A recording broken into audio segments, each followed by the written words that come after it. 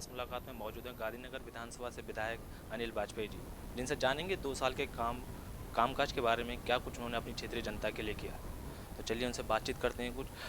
Sir, आपका स्वागत है सबसे पहले तो हमारे आपके कार्यक्रम में। सर, मैं आपसे जानना चाहूँगा कि जो आपके 2 साल का कार्यकाल पूरा हुआ है, इसमें आपने अपनी क्षेत्रीय जनता के लिए क्या अहम कार्य किए हैं, उनके ऊपर बातचीत करें। जैसे मूलभूत सुविधा हैं, सड़कें हैं, पानी है और शिक्षा के ऊपर। देखिए, जब मैं चुनाव लड़ रहा था उस समय यहाँ पर काफ़ी समस्याओं के बारे में यहाँ की जनता ने मुझे अवगत कराया। सबसे बड़ी समस्या मेरे क्षेत्र की थी कि 70 साल करीब हो गए। जब मैं चुनाव लड़ा तो 62 साल हो चुके थे और यहाँ पर 10 साल यहाँ मंत्री रहे लोग, यहाँ के 15 साल विधायक रहे कांग्रेस और बीजेपी के। एक भी सरकारी डिस्पेंसरी नहीं थी यहाँ पर। मैंने यहाँ पर दिल्ली की पहली पॉलो क्लिनिक हम लोगों ने यहाँ खुलवाई और आज 1000 से लेकर 1400 लोग,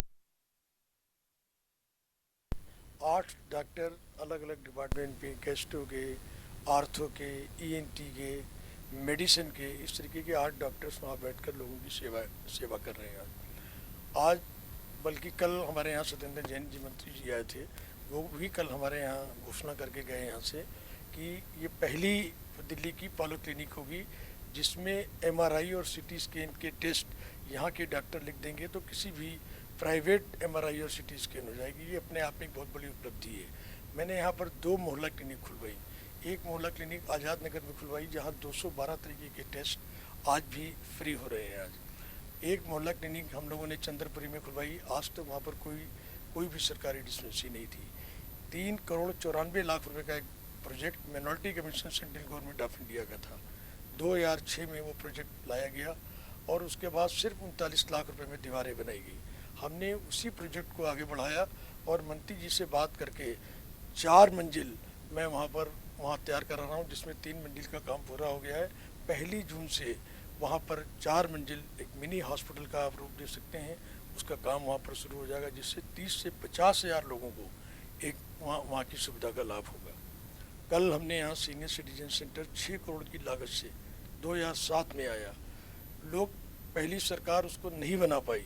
7.5 लाख रुपए का जुर्माना पिछली सरकारों की उदासीनता की वजह से डीडीए को हमने भरा।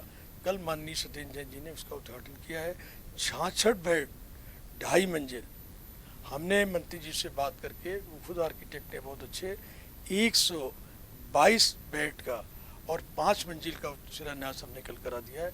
1.5 साल में वो सीनियर सिटीजन सेंटर यहाँ बन के पूरा हो जाएगा। ये मेरा स्वास्थ्य के लिए काम था। ऐसा कोई स्कूल नहीं है हमने जहाँ मैं हफ्ते में 1-2 स्कूलों में विजिट नहीं करता हूँ। बुलंद मस्जिद मेरे क्षेत्र में एक ऐसा स्कूल है जहाँ सिर्फ लोग पैसा लेने के लिए वहाँ के बच्चे आते थे। मैंने कहा बंद करिए इनको। जो बच्चे पढ़ने के लिए आते हैं उनको ही सरकार से पैसे मिलने चाहिए। जहाँ 87% बच्चे नहीं आते थे, आज वहाँ केवल 9 या 10% बच्चे नहीं आते हैं। ये हम लोगों का एजुकेशन के लिए किया हुआ एक बहुत बड़ा काम है। कई जगह स्कूलों में कमरे बनाने के लिए माननीय मंत्री जी ने हमारे ऑर्डर्स कर दिए हैं, जिसका काम शुरू हो जाएगा। तो ये हम लोगों ने एजुकेशन पे, और हमने को जो भी एजुकेशन मिला है या जो भी है, जिन मेरे स्कूलों में टीचर्स के लिए, इवन हमने टीचर्स के बारे में भी सोचा है। टीचर्स के यहाँ पर गर्मियों में उनके यहाँ वाटर कूलर नहीं थे। मैंने लोगों से रिक्वेस्ट करके मैंने वहाँ वाटर कूलर लगवाए। मैंने स्कूलों की प्रिंसिपल के लिए हमने लोगों से रिक्वेस्ट की, हमारे जितने यार दोस्त थे, हम सब लोग थे, हम सब लोगों ने आपस में कंट्रीब्यूशन करके स्कूल के अंदर हमने कूलर लगवाए हैं। हमने, आप चाहें तो स्कूलों के अंदर जाके देख सकते हैं। सर, जो आपने चुनाव से पहले आपके इंटरव्यू में भी सुनते थे हम लोग, और कई बार इस बात का मुद्दा भी उठाया कि जो मुस्लिम एरिया है, शिक्षा के क्षेत्र में उर्दू टीचर नहीं है, तो उसकी भी आपने मांग उठाई थी। क्या आपने उर्दू टीचर की व्यवस्था की है स्कूलों में अभी तक? ये आपको जानकर खुशी होगी कि मेरे एरिया में बुलंद मस्जिद का स्कूल है, कांति नगर का स्कूल है और एक कैलाश नगर का स्कूल है। 3 एरिया ऐसे आते हैं जिनमें सबसे बड़ा एरिया बुलंद मस्जिद में है। आप स्कूल जाकर, मेरी बात का विश्वास ना हो तो आप खुद जाकर देख सकते हैं कि मैंने वहाँ मॉर्निंग शिफ्ट में भी उर्दू टीचर भिजवा दिया, इवनिंग में भी भिजवा दिया, कांति नगर के स्कूल में भी भिजवा दिया। प्रत्यक्ष को प्रमाण की कोई आवश्यकता नहीं होती है। आप मीडिया के लोग हैं, आप लोग चेक कर सकते हैं। दूसरा काम मैंने बहुत बड़ा किया है जो मैं आपको बताना चाहता हूँ।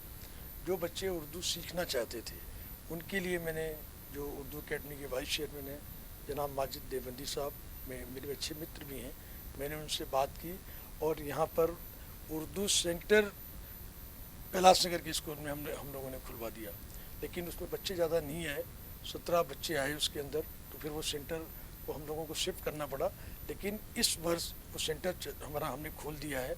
जो बच्चे उर्दू सीखना चाहते हैं वो बच्चे उर्दू उस सेंटर में सीख सकते हैं, किसी विदाउट एज ग्रुप, किसी भी एज ग्रुप के लोग उर्दू सीखना चाहें। ये बड़ा काम है जो हमने उर्दू के लिए किया है। और उर्दू के लिए मैंने इसलिए भी किया कि मुझे साहित्य से प्रेम है।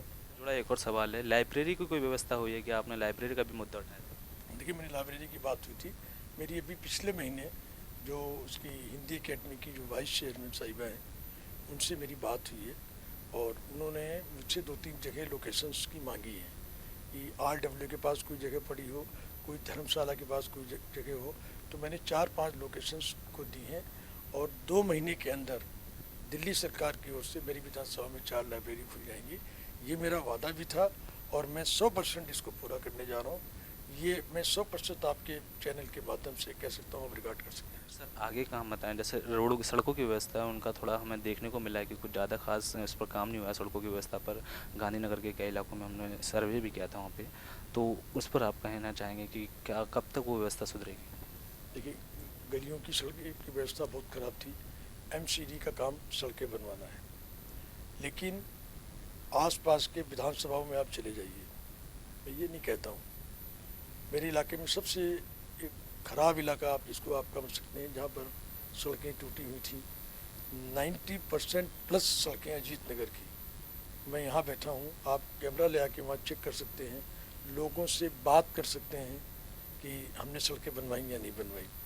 कोई गली अजीत नगर की ऐसी नहीं रह गई है जो एक आध गलियों को छोड़ के हमने ना बनवाई हो। कैलाश नगर का सर्कुलर रोड 13.5 साल के बाद पूरा रोड बना है, आप जाकर देख सकते हैं। उसके अंदर शांति मोहल्ला मार्केट, यहाँ के 10 साल मंत्री रहे जिन गलियों की मैं बात कर रहा हूँ, काउंसलर्स में अपोजिशन लीडर हैं, वहाँ पर MCD की बरियाम कौर जी, आज तक रोड नहीं बनी कभी है। जीतू चौधरी स्टैंडिंग कमेटी के चेयरमैन का मकान उसी गली में आता है, गली आज तक नहीं बनी। अपोजिशन लीडर कांग्रेस का, स्टैंडिंग कमेटी का चेयरमैन BJP का, उसके बाद सर्कुलर वो रोड नहीं बनी शांति मोहल्ला की। ये दुर्भाग्य ही कह सकते हैं। लेकिन वहाँ की मार्केट के एसोसिएशन के लोगों ने मुझे बुलाया, उन्होंने मुझसे कहा कि ये रोड नहीं बनी है। मैंने तुरंत अपने MLA फंड से वो पूरी गली आज बना दी है, आप जाके उसको चेक कर सकते हैं। कि आप तुलनात्मक अध्ययन कर लीजिए, 2 साल में जो मैंने काम कराया है वो लोगों से आप पूछ सकते हैं ईमानदारी से। 1.25 करोड़ रुपए की LED लाइट, 1.25 करोड़ की, दिल्ली में किसी MLA ने नहीं लगवाई और हमको काम नहीं करने दिया गया। जब हमने 1.25 करोड़ रुपए की LED का काम स्टार्ट कराया गया, स्टैंडिंग कमेटी के चेयरमैन भाजपा के, कांग्रेस की अपोजिशन लीडर DMC की बरियाम कौर जी, कांग्रेस के 2 काउंसलर तुलसी गांधी, कांग्रेस के दूसरी काउंसलर अंजना शर्मा, चारों लोग स्टैंडिंग कमेटी में धरने पे बैठ गए कि ये गलत हो रहा है। हमने कहा हमने तो पब्लिक का काम करना है और रिप्लेसमेंट पे हम लाइट लगा रहे हैं, अगर आपका इलाका जगमगाएगा तो पब्लिक का तो काम है। मैंने कहा इसमें राजनीति मत करिए। उसके बाद फिर मैंने जो कमिश्नर है मैं उनका भी थैंक्स करना चाहूँगा। मैंने कमिश्नर साहब से बात करके मैंने आज पूरे इलाके के अंदर आज 700 लाइटें मेरी लग चुकी हैं। आप जो मेन जगह है 500 लाइटों का काम अगले महीने शुरू हो जाएगा। 1.25 करोड़ की लाइट मैंने लगवाई है। अगला सवाल है, आपके क्षेत्र में एशिया की कपड़े की सबसे बड़ी मार्केट है, उसमें सुरक्षा और पार्किंग का अभाव बहुत ज़्यादा देखने को मिलता है, तो उसके ऊपर क्या काम हो रहा है आपका और क्या आप अब तक कर चुके हैं? देखिए, मैंने कई बार PWD के अधिकारियों से बात की है। मैं इसमें मल्टीनेशनल जो पार्किंग होती है, कम जगह में राउंडिंग वाली पार्किंग होती है, इसके लिए 2-3 बार PWD के अधिकारियों से बात हुई है और 3 जगह इसमें से चिन्हित की गई हैं। उस पर काम जो है, उस पर सर्वे जारी है। कुछ टेक्निकल प्रॉब्लम्स आ रही है, तो जो पुस्ता का रोड है, जो सर्विस रोड है, हम उसको ख़त्म करा रहे हैं, उसको बड़ा करा रहे हैं और कॉर्नर में 3 जगह हम लोग व्यापारियों को पार्किंग देने की हम लोग कोशिश कर रहे हैं। जो फुटओवर ब्रिज है, फुटओवर ब्रिज में वहाँ पे क्या है कि जो एक्सीलेटर हैं या जो उसमें लिफ्ट है वो भी हम लोग उसमें लगवाने जा रहे हैं और बीच में एक पैच वर्क है, वो भी उसका भी काम बहुत जल्दी शुरू हो जाएगा। और व्यापारियों की सुरक्षा के लिए, उसके लिए आज तक सारी जितने भी रैंप बने हुए थे, जो मार्केट में उतरते थे, मैंने सारे रैंप बनवा दिए हैं। दो केवल ढलान रह गए हैं जिन पे रैंप लगना बाकी है। 99% रैंप हमने लगवा दिए, आप जाके चेक कर सकते हैं। सीसीटीवी कैमरे लगाने की बातचीत, क्योंकि मोहल्ला सभा हमारे एक मेन कंसेप्ट था। तो हमारी कोशिश ये थी कि मोहल्ला सभा की हमारी फाइल माननीय उपराज्यपाल साहब के यहाँ पड़ी हुई है, निलंबित है। वो जैसे मोहल्ला सभा क्लियर कर देंगे, हर मोहल्ले के अंदर सीसीटीवी कैमरा, चाहे वो व्यापारी हों, चाहे वो RWS के लोग हों। और सुरक्षा की दृष्टि से गेट की बात है, हम तो गेट भी लगवाना चाहते हैं, लेकिन MCD हमको परमिट नहीं कर रही है। आज MCD हमको परमिट दे दे, हम आपके चैनल के माध्यम से कहना चाहते हैं, मैं MLA फंड से पूरी गांधीनगर में व्यापारियों की सुरक्षा के लिए CCTV कैमरे, क्योंकि मेरा इरादा ये है कि मैं गेट लगवा दूँ और गेट के ऊपर CCTV कैमरे लगवा दूँ, ताकि एक बड़ा काम हो जाए। लेकिन वो MCD ने अड़ंगा डाला हुआ है। कोशिश ये है कि जिस तरह जनता ने 70 में 67 सीटें दी हैं, इस बार अगर MCD में हम लोग सत्ता में DMC में आ गए, पहला काम हम लोग यही करेंगे। सर, आपके क्षेत्र में बुलंदमजरी जो एरिया है वो काफ़ी ही देखा जाता है बहुत बैकवर्ड हो गया है, मतलब उसके ऊपर काम नहीं हो पा रहा है, उसकी व्यवस्था जो है काफ़ी दयनीय है, उसके ऊपर क्या काम कर रहे हैं? क्योंकि वहाँ पे हालात बहुत ज़्यादा ख़राब देखने को मिलते हैं। जिसमें 3 करोड़ 94 लाख रुपए की डिस्पेंसरी की बात कर रहा हूँ, ये बुलंद मस्जिद का ही क्षेत्र है। और आज जाकर देख सकते हैं, उसके सामने DDA का एक बहुत बड़ी ज़मीन खाली पड़ी है। मैंने वहाँ पर बच्चों के खेलने के लिए DDA से बात करके मैंने उसको थोड़ा डेवलप मैं उसको करा रहा हूँ। लेकिन अभी डिस्पेंसरी का काम हो रहा है तो गाड़ियाँ सब जाती हैं, वरना वहाँ पे नेट, क्रिकेट, ये सारा काम मैंने ऊपर शुरू करा दिया है। और दूसरी बात यह है कि बुलंद मस्जिद ने पिछले नेताओं ने लोगों से झूठा बोल दिया। लोगों ने चुनाव से पहले झूठे पाइपलाइन डलवा दिए वहाँ पे, रिवर्सी भर का काम पूरा हो गया। लेकिन मैंने उसको करके दिखाया है। मैंने हमारे जो जल मंत्री हैं कपिल मिश्रा जी, मैंने उनको बुलाया था, और मैं आपसे वादा कर रहा हूँ कि जितना इलाका वो पिछड़ा हुआ था 4 महीने के अंदर, वो इलाका मेरी विधानसभा में सबसे आदर्श इलाका दिखेगा, ये मैं आपसे कह सकता हूँ। सर, अगला सवाल मेरा आपसे विधायक जी आपके उससे जुड़ा हुआ है कि केजरीवाल जब आए थे सत्ता में तो उन्होंने कहा था कि हम कोई सुविधा नहीं लेंगे सरकार की, सैलरी का कोई इशू नहीं रहेगा, वेतन का कुछ नहीं इशू नहीं, लेकिन सबसे पहले आए तो कुछ टाइम बाद ही सैलरी बढ़ाई सबसे पहले उनको। तो कहीं ना कहीं लोगों के बीच में नेगेटिविटी बनी कि इन्होंने तो आकर अपनी सुविधाएं लेना स्टार्ट कर दिया और अपनी सैलरियाँ बढ़ा दी। तो इस पर आप क्या कहें? देखिए, वो तो दूध का दूध और पानी का पानी है। परसों केंद्र सरकार ने हमारी फाइल वापस कर दी। हम तो रोड पर निकलते थे, कांग्रेस के लोगों ने, यहाँ के पूर्व मंत्री ने, पूरी दिल्ली के अंदर प्रदेश अध्यक्ष कांग्रेस के अजय माकन हम लोगों के खिलाफ पर्चे बांटते फिरते थे कि दिल्ली के विधायकों की सैलरी 3 लाख रुपए हो गई। ये उनके मुंह पर एक बहुत बड़ा राजनीतिक तमाचा है। मैं तो ये कहता हूँ कि अजय माकन ऐसे आदमी को चुल्लू भर पानी में डूब मरना चाहिए। और जो कांग्रेस के नेता हैं, अरिंदर सिंह, लंबी सड़क छाप जो लोग हैं, इनको रिजाइन कर देना चाहिए पॉलिटिक्स से। सैलरी बढ़ाने की बात ये है, मैं इसका समर्थन करता हूँ अपने मुख्यमंत्री साहब का। इसलिए करता हूँ, आज 53,000 रुपये सैलरी है मेरी, 30,000 रुपये हम लोगों को अलाउंस मिलता है जो ऑफिस मेंटेनेंस चलाने के लिए होता है। मेरा परिवार है, मेरी पत्नी है, मेरे 2 बेटियां हैं, मेरा अपना परिवार है, मेरा अपना सामाजिक जीवन है।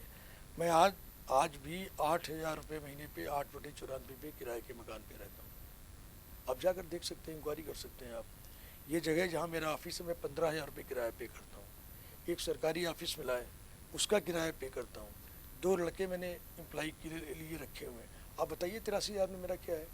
2 ही रास्ते हैं। अगर आप उनको नहीं करेंगे तो लोग करप्शन की बात, आज जितने MLA वगैरह हैं सब करप्ट हैं, इन्होंने सबने करप्शन की बात की है। तो अरविंद जी ने तो ये कहा कि अगर विधायक को उसका पूरा सैलरी, आज कई बार हम लोग शादी में जाते हैं, हमारी जेब में व्यवहार देने के लिए पैसे नहीं होते कई बार। क्या क्या किसी लीडर ने सोचा इसके बारे में? वो लोग जो हमको चौराहे पे पकड़ते थे, वो कांग्रेस के नेता जो झूठी हमें गाली देते थे, सैलरी बढ़ गई, सैलरी बढ़ गई, सैलरी बढ़ गई। कम से कम ये उनके मुंह पर एक तमाचा है, और उनको कोरी बकवास उनको बंद करनी चाहिए। और जरा सी नैतिकता है तो कांग्रेस के अजय माकन साहब को और मनोज तिवारी जी को रिजाइन कर देना चाहिए। सर, जो अभी अजय माकन जी का आपने नाम लिया, उन्होंने हाल ही में 2 साल विश्वासघात के नाम से एक बुकलेट जारी किया, जिसमें उन्होंने बताया कि जो शिक्षा का ग्राफ है वो नीचे जाता जा रहा है। 10वीं के जो रिजल्ट हैं और 12वीं के जो रिजल्ट हैं वो नीचे जा रहे हैं पिछले 2 साल में।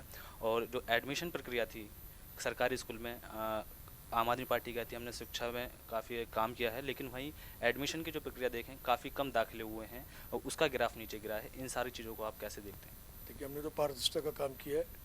अगर स्कूल की मैनेजमेंट अपनी जेब गर्म करने के लिए लोगों के एडमिशन करते थे और हमने उस प्रक्रिया में अगर सुधार किया है तो गलत क्या किया है? अजय माकन तो पागल हो गए हैं, वो तो हार से बौखला गए, वो जमानत जब्त हो गई उनकी। अरे पब्लिक में जाके पूछिए ना, किसी भी पब्लिक स्कूल में, आपका भी बच्चा पब्लिक स्कूल में पढ़ता होगा, आप भी किसी न किसी बच्चे के पेरेंट्स होंगे, आप नहीं होंगे तो आपके भाई होंगे। आप दिल पर हाथ रख के बताइए मीडिया के लोग कि क्या मरीज भाई ने गलत कर दिया क्या? आज अगर हमने एडमिशन की, नर्सरी क्लास की या एडमिशन की प्रक्रिया को सरल बनाया है तो क्या गलत काम कर दिया हमारे जाके ये? और हम तो ये कहते हैं, देखिए हम गलत हैं, पब्लिक कहती है ना। आम आदमी पार्टी की बात करें, 2 साल पूरे हो गए हैं। पिछले 2 साल में जो आम आदमी पार्टी के विधायक और मंत्रियों पर आरोप लगे हैं, किसी न किसी विवाद में वो फंसे रहे हैं, कहीं ना कहीं आपको नहीं लगता है कि उनकी छवि धूमिल हुई है आम आदमी पार्टी की जनता के बीच में? उसमें तो हाई कोर्ट में किसी ने हाई कोर्ट ने ऑर्डर किए हैं और किसी ने डिस्ट्रिक्ट कोर्ट के ऑर्डर किए हैं, और जो उनके फैसले आए हैं वो मेरा जवाब है उसको। आप पढ़ सकते हैं उसके अंदर कि क्या वर्जन हाई कोर्ट के जज ने दिया है, क्या क्या हमारे जो विधायक हैं उनके खिलाफ क्या टिप्पणी उनके फेवर में कोर्ट ने की है। तो कोर्ट बताएगा आपको, मुझे कहने से कोई फ़ायदा नहीं होगा। कोर्ट ने जितने लोग हमारे हैं उनके खिलाफ देखिए कोर्ट ने क्या कहा है, उनके पुलिस के खिलाफ क्या कहा है, आपको अंदाज़ा लग जाएगा। झूठे मामलों में फंसाया गया। नरेश भाई हमारे विधायक हैं, हमारे दोस्त हैं, सच्चे आदमी हैं। पंजाब में क्या मामला था, शिकायत करने वाले कहाँ गया मामला आज जाके? सर, मैं अगला सवाल आपका ही है, दिल्ली से जुड़ा है, जहां आने वाले समय में एमसीडी चुनाव होने हैं, तो इसमें क्या रुख रहेगा आपकी विधानसभा से? चारों जो निगम पार्षद हैं उनके लिए आप किस मुद्दे को लेकर जनता के बीच में जाएंगे? देखिए, हमारे यहाँ 4 निगम पार्षद हैं हमारे यहाँ। एक स्टैंडिंग कमेटी के चेयरमैन हैं, एक अपोजिशन लीडर हैं यहाँ के, और 2 काउंसलर हैं हमारे यहाँ। कॉरपोरेशन के अंदर सिर्फ 2-3 काम ही हुए हैं। आज कॉरपोरेशन में किसी का मकान बन रहा है तो इंस्पेक्टर राज है। एक गरीब आदमी 25 गज का मकान बनाता है। नगर निगम के डीएमसी के नाम पर लोग वहाँ जाते हैं, उनसे कहते हैं लाइए पैसे दीजिए आप। लेकिन हमारी सरकार डीएमसी में और दिल्ली में एमसीडी के अंदर, आज पूरी दिल्ली के अंदर बीजेपी के खिलाफ, एमसीडी के खिलाफ, इंस्पेक्टर राज के खिलाफ, सफाई व्यवस्था को लेकर पूरा लोगों में रोष व्यक्त है। और मैं आपको कहता हूँ आज कि 272 सीटों में हमारी पूरी दिल्ली के अंदर एमसीडी में आम आदमी पार्टी की सरकार बनने जा रही है, क्योंकि सरकार, हम लोगों ने काम किया है, लोग हमारे काम पर वोट देंगे। हमें तो अपने काम पे भरोसा है। एक हमारे यहाँ काउंसलर थी, अभी भी है, उसका इतिहास पता कर लीजिए आप, कितनी मकान है। रमेश पार्क में करोड़ों रुपए के मकान है, राजगढ़ में मकान है, कहाँ से पैसा आया? एक काउंसलर है बुलंद मस्जिद से, आप इनडायरेक्ट अनऑफिशियल पूछ लीजिएगा, 16 लाख रुपए नोटबंदी के अंदर वो पकड़े गए। सारा मामला दब गया, कैसे दब गया? लेकिन लोगों से पूछिए, लोग इंडिविजुअल आप इंक्वायरी करें, लोगों को आप बताएंगे कहाँ से इतना पैसा आया है जाके आपके पास।